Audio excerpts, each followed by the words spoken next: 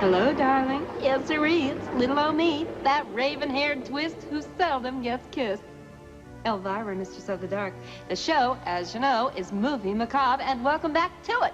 Now, this time around, we are opening up something in the Gothic vein. It's a little number called The House of Dark Shadows, with the classiest vampire this side of Count Yorga, Barnabas Collins. Just plain Barney to his friends. Only trouble is, he ain't got no friends.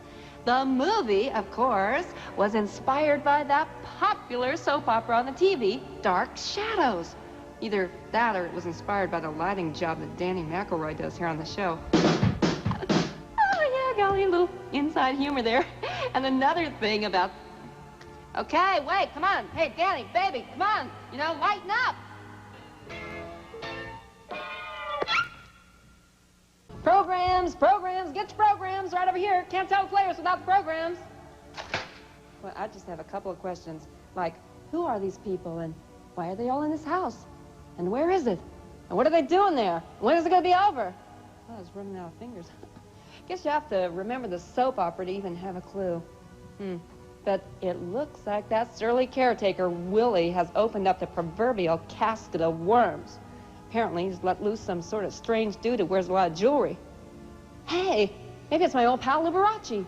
He's been trying to come out of the coffin for years. You are watching The House of Dark Shadows, a movie Mac Biggie, and we'll be right back with it after these words. Get yourself some mouthwash, fella. Boy, Barnabas has himself a set of them retractable fangs. His teeth come out at night just like Attila the program director's. And if there's one thing you never want to say to a vampire, it's, there's so much that I'm just dying to know about you.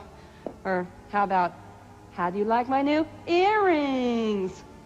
Oh boy, so Barnabas claims to be the long-lost cousin from London. Too bad for the family, he didn't stay lost. He had to do a little fancy footwork there when they tried tripping him up with them questions about his neighbors. That little distraction with the necklace was pretty transparent. Neighbors? What neighbors? Oh, hey, look at this. Well, it's just lucky for him that he resembled that oil painting. That's something I've often accused my audience of resembling, an oil painting. But I'll take it all back if you promise to stick around. The House of Dark Shadows continues after this. Oh, poor Carolyn. She turned out to be just the appetizer. Looks like Maggie's gonna be the main course. And I guess Carolyn remembered that old trick from high school of tying a big old scarf around your neck to hide the hickeys. Wasn't too obvious, was it? Well, I thought she was wearing a neck brace. I was expecting to see a lawyer step up any moment and hand her a business card. And too bad for Maggie that she's a dead ringer for Josette. And when I say dead ringer, I might be talking literally dead. But nobody can accuse Barnabas of being fickle. He's carried a torch for Josette for nearly 200 years. Guess even a vampire can have a soft spot in his heart. But I don't suppose he'd like to let anybody know just exactly where it's at. We'll be back. Dead schmed. Carolyn ain't dead. They just put a lot of gold medal flour all over her face. But that is a good line for us girls to remember. Stay away from me. You're dead. Try it the next time one of them lounge lizards down at the marina starts trying to hit on you. And talk about that little monster David's shattering experience. Well, he almost had another shattering experience when he took that nasty tumble. Fortunately, the kid landed on his head, so it was okay. But he has given me a swell idea. Tommy, toss me that ball, would you? Whoa, okay, dude. If I catch this one, I don't have to watch the rest of the movie. Oh, yes. No.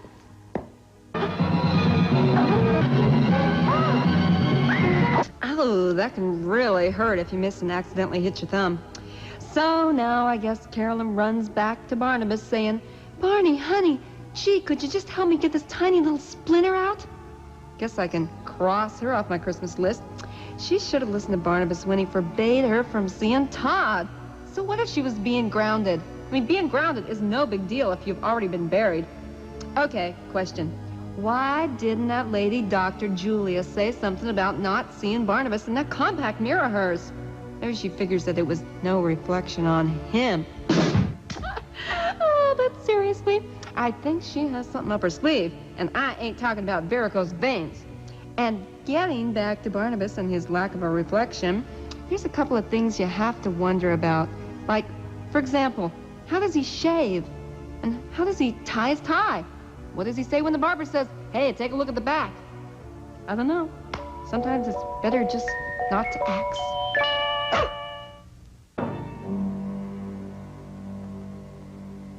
In the words of Barnabas Collins, T.S. Eliot, well, looks like Maggie's gone and fallen head over heels for Barnabas, just like Willie fell head over heels for him. Here, Willie, take my cane. Except for the occasional outburst, looks like Julia's wonder cure is doing the job. But that part about rehabilitating Barnabas, how's that supposed to work? Well, we'll get you a job at Kmart, and you can go part-time to City College to learn a trade. You'll be able to shop at the Galleria, watch cable TV, and make car payments. And then, of course, there's income tax to pay. I'll tell you, I will take the nightlife anytime. I mean, I love the nightlife. I love the boogie on the disco, yeah. Well, one good thing about Barnabas not having a reflection, he won't run the risk of 7 years bad luck the next time he looks in the mirror. Boy, did Julia ever do a number on him.